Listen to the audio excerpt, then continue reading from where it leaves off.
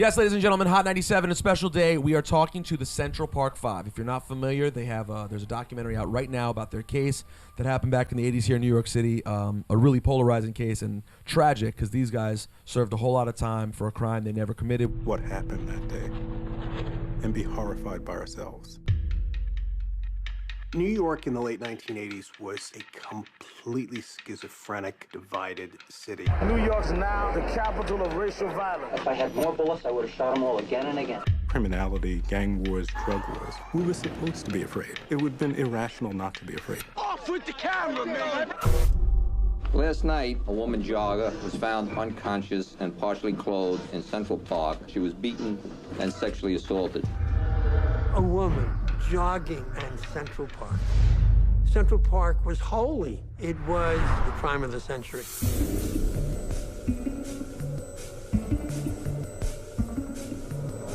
Five youths were arrested at 96th Street, all between 14 and 15 years of age. They got him!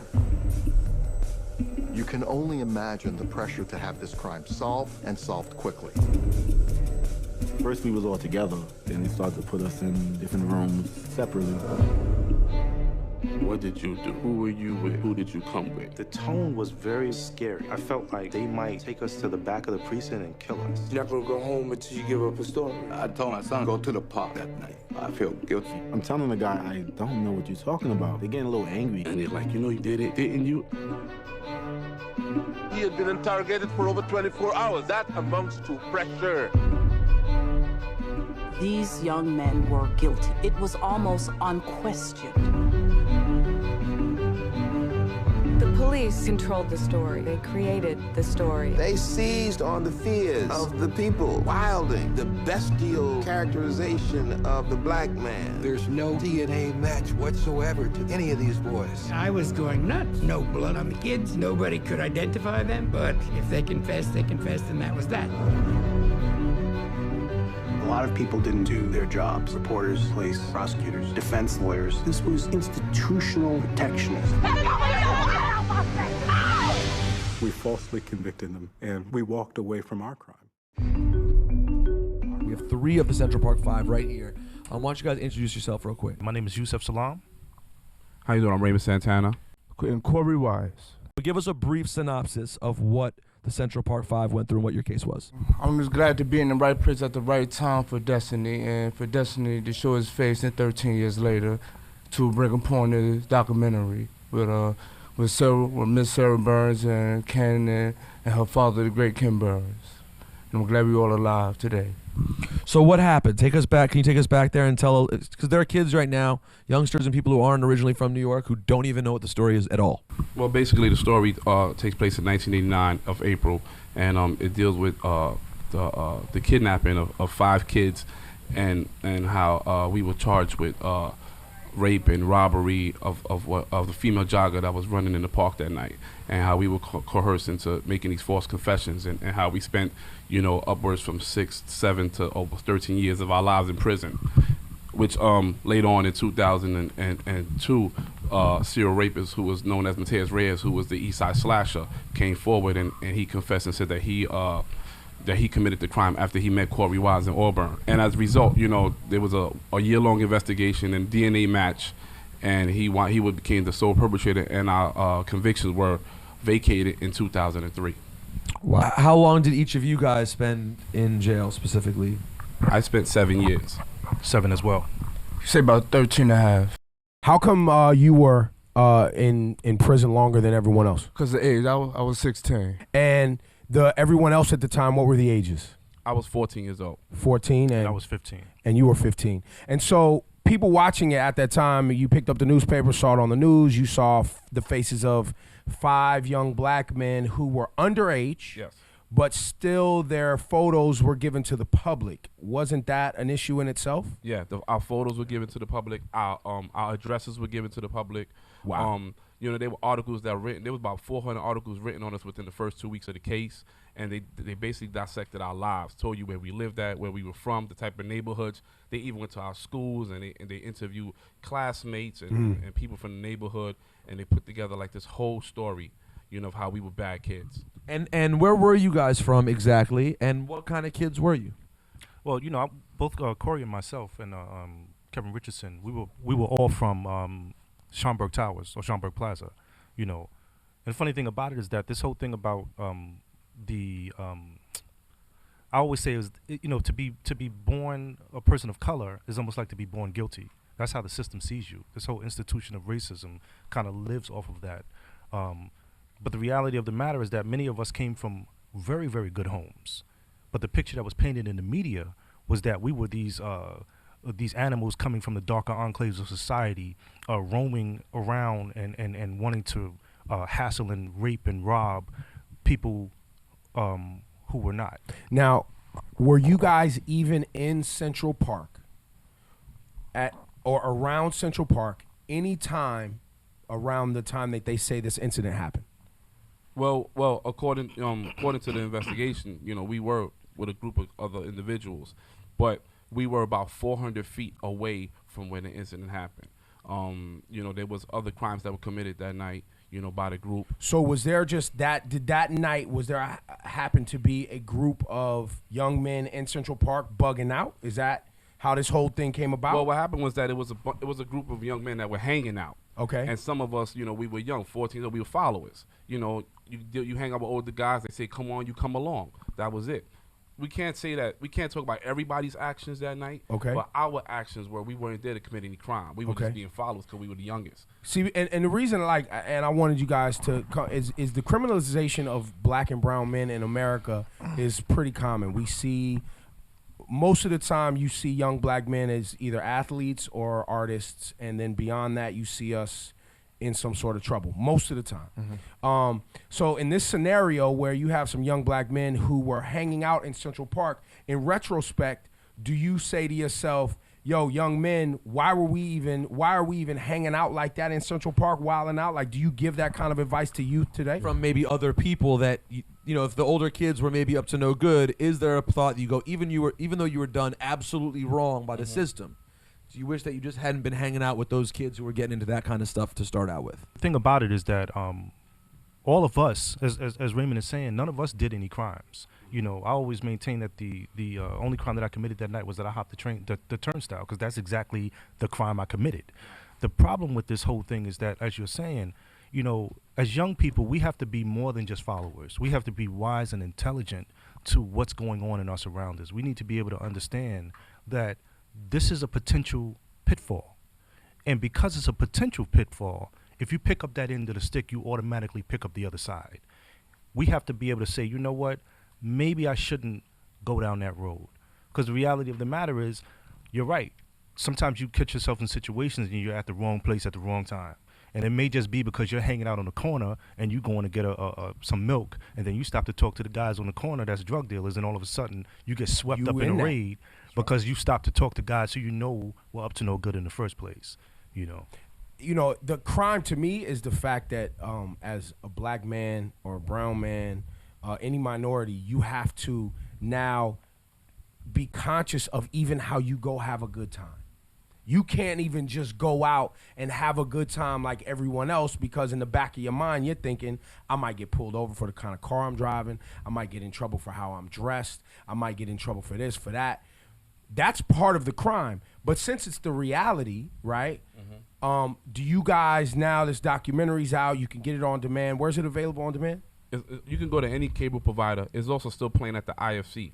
You know, it's also still there, and it's been there for about 2.5 months now. Do you guys show this to young men that are out hanging out on the corner or socializing with people they shouldn't be around, and say, look, man, we was around people we shouldn't have been around, and it got us in something that was completely wrong? Well, I'm going to tell you, like, we don't get the opportunity to show them the film per se, but in terms of saying something, I've always said, you know, you have to say something because you never know when it's going to resonate with someone. Somebody told me years ago, man, pull up your pants. I'm 14 years old on 125th Street, and I'm looking at this old guy like, what does he know about, you know, being down and being cool? But the guy said, man, you look crazy. So I'm saying to myself, he don't know what he's talking about. But as he left, his words resonated with me, and I looked in one of those glass mirrors on 125th and said, oh, shucks. That guy's right. I never wore my stuff like that again. I did look crazy. You know, guys walking around looking like ducks with their, you know, they got their pants so low, and, you know, it's just not a pretty situation and a pretty sight, especially for the young women that are walking around. I mean, I have 5 daughters, so it's really, really, you know, you have to say something. And the fact that the city made us out to be, they wanted us to be criminals. We were infamous, but they gave us a platform that we weren't supposed to survive on. The fact that we survived now gives us a platform where we can impart information and education and proper instruction to people so that they can be guided perhaps by our actions. They can look at us and say, damn, this happened to them. We don't want there to be another Central Park 5. And so let's just talk to you guys, because you guys are the ones that are here. What are you guys doing now after, you know, each of you did 7, you did 13 and a half. What is your life now? Well, you know, for me, you know, I could probably speak for some of, you know, for these guys also, you know, our life is still a struggle. You know, every day, you know, we have to put one foot in front of the other, and we have to walk on eggshells. And even though we go out and we speak to numerous kids, we go to numerous schools, and we try to get the message out as much as possible. But, you know, we're still under that microscope because, you know, our case is still pending. We have a civil suit with the city now that's been going on 10 years, and it's still pending. And as long as that case is open, that scar is always going to stay open. It will never heal itself properly. We'll never get a chance to finally close this case and move forward. So people recognize you all the time from that incident. Absolutely. All the time. And so, are you currently working? Do you? Yes. Yeah. And do you mind saying what you do for a living? I work for 1199 SCIU. I work for the Pension and Benefits Fund. Okay. You know, I work in the mailroom there, so that's what I've been doing now for like the past 2 years. And you, sir? I work in healthcare. I deal with wireless networks. You know, I usually say I play with toys all day, and you know, it's fun stuff. But that's what you enjoy. Oh yes, indeed. I'm a technology guy. So you are doing something after it was all said and done, you're able to do something that you enjoy and get paid for. Absolutely. Actually, we do 2 things that we enjoy. Yeah. You know, so we provide for our families, which is a great thing to be able to do. But then the second thing is that we also give back to the communities. That's right. We're also out there talking to young people. We're also actually engaging people in conversations and dialogues, so that, like I said before, that we don't want there to be another Trayvon Martin. That's right. Ramarley Graham. That's right. Central Park 5. All of these atrocities that happened continue to happen to people of black and brown colors. Right. And you, like, sir, what are you doing these days? Well, right about now, you know, I had came home at bad time, 9/11. You know, bad economic time. So, you know, I did the construction thing. Okay. Everybody got laid off. So I just found myself, wow, you know, SSI. So you're on getting government support. Right. So you said the case is a civil case right now. Yeah. The what you were charged with as youths is gone, sealed away, off your records. Yeah. Off the record. So what happens right now? What's happening right now? What are you gunning for? And why is this taking so long? Well, it's taking so long because this is a stall tactic that the city likes to use against us. You know, they send you these stack of waivers, and these waivers is them being given a chance to look into your life, piece by piece. So these waivers consist of medical records, work records, you know, prison records. For our families, they went back 25 years. So for my dad, you know, they looked at how many doctors have you seen in the last 25 years, and they wanted all this information. Wait, but what is what your father has no bearing on the case to at do all with the fact that they locked y'all up incorrectly as adolescents? What does that have to do with anything? It has nothing to do on the bearings of this case. What happens is that for the city law department, they're not saying that we're innocent or guilty. All they're saying is that the police officers did nothing wrong. So this case is basically about credibility, and it's all about trying to establish bad credibility on your part when you get on that stand and testify. What are you guys trying to get from this trial? Well, justice. So this is I'm not good at law. Civil is not suing for damages. You're not suing for anything. Yes. You want money. You want it. There's money that, and look, and I straight up should get money. You should get money. Yeah. It shouldn't be this difficult. And I'll even go as far as to say, I know working in corporate America, right? The guy with the most money likes to stretch out the guy who doesn't have any money. Meaning the city's got people on staff all day to deal with this. Yeah. They know you guys, you know, are just regular everyday individuals. You don't have lawyers on staff whose job it is to just run through paperwork and take phone calls. So they trying to stretch y'all out. For some of us, they're also hoping that we pass on. You know, some of our family members that were actually part of the lawsuit have already died. My mom right now is fighting stage 4 cancer. You know what I'm saying? So it's like this whole thing about here you were in a struggle, and this thing has taken over your life for over 20 years. Wow. And your 10 parents' years, lives, of course. That's exactly. In 10 years of that time, we not even taken over, destroyed completely. 10 years of that time, here we are still fighting the city just for justice. And the reason why they don't want to say that they were wrong is because it opens up a whole level of atrocities that happen. Everybody who was wronged by these same officers, these same judges, a precedent now all of a sudden it's now like, wait, we got to go and investigate everything. That's now. right. Which we do. You know what I'm saying? Which we should, and we do. And listen, cops are humans. There's good ones, there's bad ones. And guess what?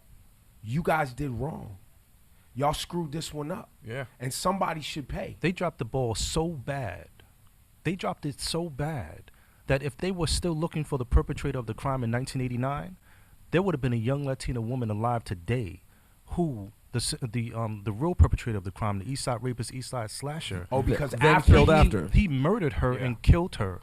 Well, he killed her after raping her, and in the process also killed her unborn child. Yeah. While her children were in the next room. While you guys were locked up. While we were locked up. And they were saying, "Oh, we solved that case." That's how foul this whole situation is. The other piece of this too is, and we've talked about this on the air, the guy who recently pushed they say pushed somebody in front of the subway train.